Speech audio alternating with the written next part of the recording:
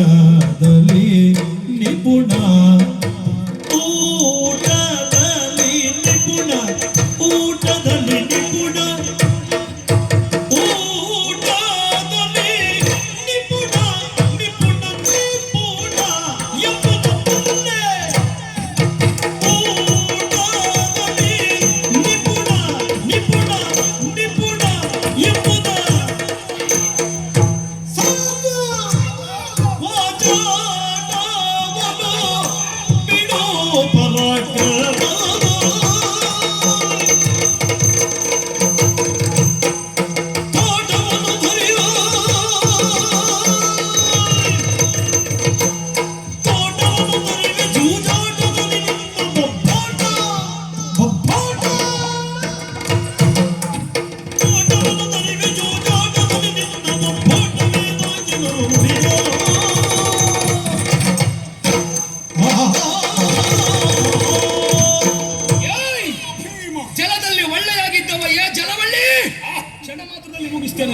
ಜಲ ಒಳ್ಳಿ ಮಾತ್ರ ಅಲ್ಲ, ನಿನ್ನ ಕೊರಳಿನ ಬಳ್ಳಿಯೂ ನಾನೇ ತುಂಡು ಮಾಡ್ತೇನೆ ಬಾಲ.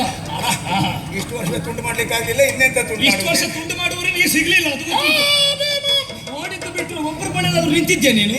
ನಾನು ನಿಂತದ್ರಿಂದ ನೀವು ಇದ್ದದ್ದು. ಇಲ್ಲ, ನೀನ್ ನಿಲ್ಲಕ್ಕೆ ಆಗದೆ ಇದ್ದಾಗ ನಾವು ನಿಂತದ್ದಲ್ಲಿ. ನಾವು ನಿಂತಲ್ಲಿ ನೀವು ಇರ್ಲಿಲ್ಲ, ನಿಮ್ಮನ್ನ ಇರ್ಲಿಕ್ಕೆ ಬಿಡ್ಲಿಲ್ಲ. ನೀನ್ ನಿಲ್ಲಕ್ಕೆ ಬರ್ಲಿಲ್ಲ ನಮ್ಮ ಮುಂದೆ. ಹಸ್ತಿನಾವತಿಯಲ್ಲಿ ನೀವು ಆಯುಷ್ಯದಲ್ಲಿ ಇದ್ದದ್ದು ಎಷ್ಟು ದಿವಸ ಅಂತ ಬೇಕಾ? ನೀನು ಮಾವಿನ ಮರದ ಕೆಳಗೆ ಬಿದ್ದದ್ದು ನೆನಪು ಮಾಡಿಕೋ.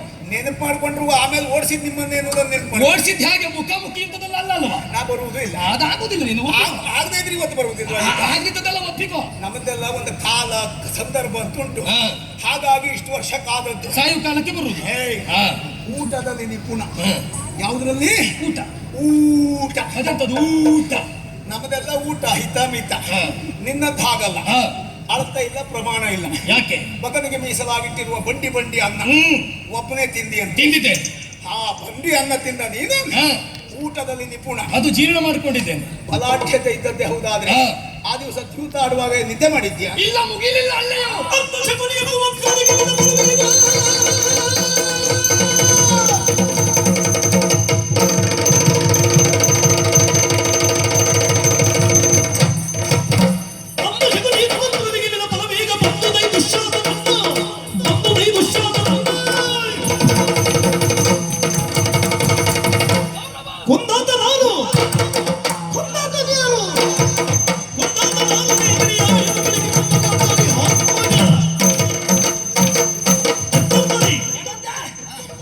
ಶಕುನಿಯ ಕುಮಂತ್ರದಿಂದ ದ್ಯೂತವನ್ನಾಡಿ ನಮ್ಮೆಲ್ಲರನ್ನ ಸೋಲಿಸಿ ಕಾಡಿಗಟ್ಟುವ ಪ್ರಯತ್ನ ಮಾಡಿದವನು ನೀನು. ಹೋದದ್ದು ಸತ್ಯ, ನೇರವಾದಂತ ದ್ಯೂತ ಅಲ್ಲ, ಕಪಟ ಕಾರಸ್ಥಾನಿ. ಶಕುನಿ ಮಾಡಿದ ಕುತಂತ್ರ. ಹೌದು, ನಿಮ್ಮ ಮಾವ. ಶಕುನಿಯ ಕುತಂತ್ರ ಎಲ್ಲಿವರೆಗಾಯಿತು? ಕಾಡಿಗೆ ಹೋಗಿ ವನವಾಸ, ಅಜ್ಞಾತವಾಸ ಮುಗಿಸಿ ಬರುವಲ್ಲಿವರೆಗೆ ಮಾತ್ರ ಆಯಿತು. ಅಷ್ಟೇ ಇರುವುದು. ಈಗ ಒಬ್ಬರು ಇಲ್ಲ.